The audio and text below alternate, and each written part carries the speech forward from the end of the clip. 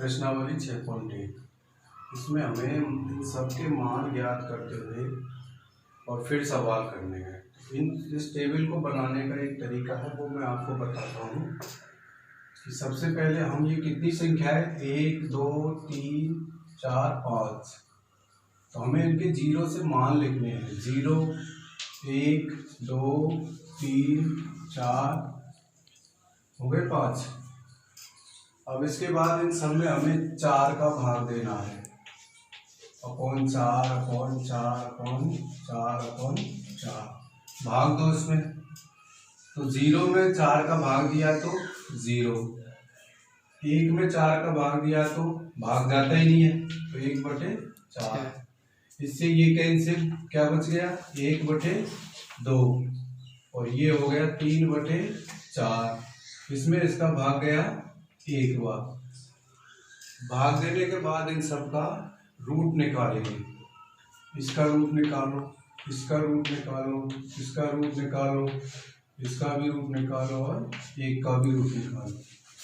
तो 0 का रूट क्या होता है 0, 1/4, 1 का रूट निकलेगा तो 1 ही होगा। 4 का रूट क्या हो जाएगा 1/2, 1 का रूट 1, 2 का रूट क्या होता है 2 का कोई रूट नहीं होता, तो इसको हम रूट में ही लिखेंगे √2। और 3 का रूट 3 का नहीं होता, तो 3 को भी रूट में लिखेंगे। 4 का रूट क्या होता है 2, और 1 का रूट 1। तो ये आपके मान आ गए ये सारे साइन 0 30 45 60 और 90 के। लिख लो, इनको साइन में लिख देंगे। 0 1/2, 1/√2, √3/2 और 1। ये आपके साइन का मान आ गए। अब इसके बाद हम देखेंगे कोस का मान। कोस का मान निकालने की भी एक विधि है। प्रश्नावली 7.2 में आपके ये विधि आएगी, उसमें सवाल भी आएंगे। तो कोस बराबर होता है, कोस थीटा बराबर होता है साइन 90 डिग्री माइनस थीटा। ये कोस निकालने का फॉर्मूला होता है।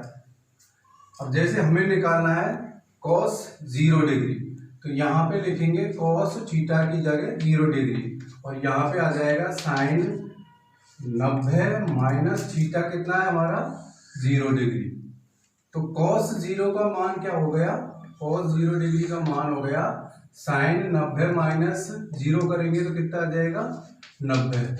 ये आ गया साइन 90, यानी कि जो कोस 0 का मान है वही मान किसका है साइन 90 का।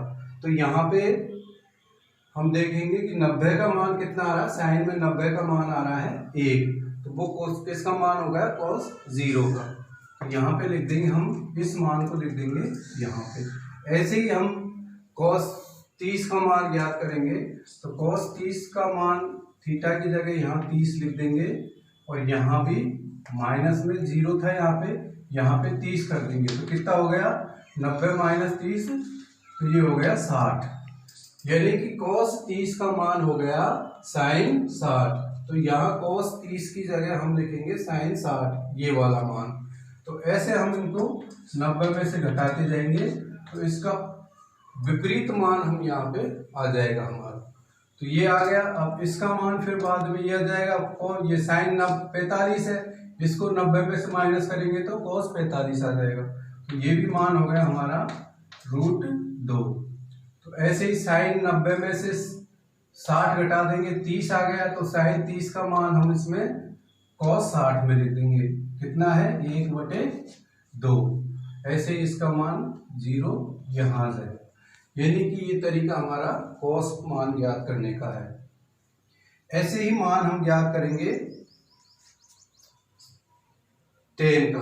अब टेन आपने 9th क्लास में पढ़ा होगा। टेन इज इक्वल टू क्या होता है, tan theta is equal to होता है साइन थीटा बटे कोस थीटा।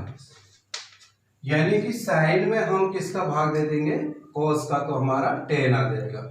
तो ये साइन में इसका भाग दो, इसमें इसका भाग दो, इसमें इसका भाग दो, इसमें इसका भाग दो, और इसमें इसका भाग, तो हमारे टेन के सारे मान ज्ञात हो जाएंगे हमें। तो आओ सबसे पहले हम निकालते हैं टेन 0 का मान। यानी कि साइन में इसमें 0 में 1 का भाग देने पर क्या आता है 0, यानी किसी 0 में किसी संख्या का भाग देते तो हमेशा 0 आता है, लेकिन किसी संख्या में अगर 0 का भाग देंगे तो क्या आएगा अनंत आ जाएगा। तो इसका मान यहाँ पे हम अनंत लिखेंगे। ऐसे इसमें इसका भाग देंगे तो ये 2 से 2 कैंसिल, क्या बच गया ऊपर बच गया 1 और नीचे बच गया √3। इसमें ये पूरा का पूरा इससे कैंसिल कितनी बार 1 बार। इसमें 2 से 2 कैंसिल, क्या बच गया ऊपर बच गया √3, नीचे बच गया /1। अब /1 को नीचे अगर होता है तो उसकी कोई वैल्यू नहीं होती, उसको हम नहीं लिखते हैं। ये हो गए हमारे tan के मान। अब cot का मान ज्ञात करने के लिए वैसे तो ये भी होता है cot थीटा बराबर होता है cos बटे sin, चाहो तो ऐसे लिख लो cos बटे sin, यानी cos में sin का भाग दे दो, इसमें इसका भाग इसमें इसका भाग, तो मान आ जाएगा। लेकिन उससे अच्छा तरीका है कि ये जो आगे के 3 मान है, शुरू के 3 मान ज्ञात करने के बाद आगे के 3 मान इनका एकदम विपरीत ही होता है। जैसे tan का विपरीत हो गया cot, cos का विपरीत हो गया हमारे sec और sin का विपरीत हो गया हमारे cosec। इनको उल्टा कर देंगे हम, तो कर दो इनको उल्टा। तो 0 का उल्टा क्या होता है, 0 का उल्टा हमेशा अनंत होता है, तो यहाँ 0 का उल्टा लिख देंगे हम अनंत। 1 का विपरीत क्या होता है 1, 0 का विपरीत क्या हो जाएगा अनंत, और अनंत का विपरीत होता है 0। इसका उल्टा करो, ऊपर आ जाएगा आपके √3/1, नीचे अगर 1 है तो कोई वैल्यू नहीं है, उसको नहीं लिखना है। इसका उल्टा हो जाएगा 2/√3 और इसका हो जाएगा 2/1, नीचे 1 है तो नहीं लिखना है हमें। इसका विपरीत करेंगे हम तो इसका हो जाएगा 1, इसका हो जाएगा √2, ऊपर आ जाएगा नीचे आ जाएगा 1, नीचे को नहीं लिखना है। इसका भी √2/1।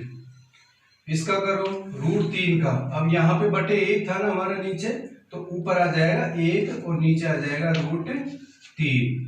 इसका हो जाएगा 2/1, तो उसका कोई मान नहीं होता, 2/√3। अब इसके बाद इसका विपरीत होता है, अनंत का विपरीत होता है हमारे 0 का विपरीत अनंत, और 1 का विपरीत होता है हमारे 1। तो इस तरह हम इस सारणी को हमें ज्ञात करते हुए इनका मान निकालना है, और फिर इन मानों को रखते हुए हमें ये सवाल भी करने हैं। लिखो।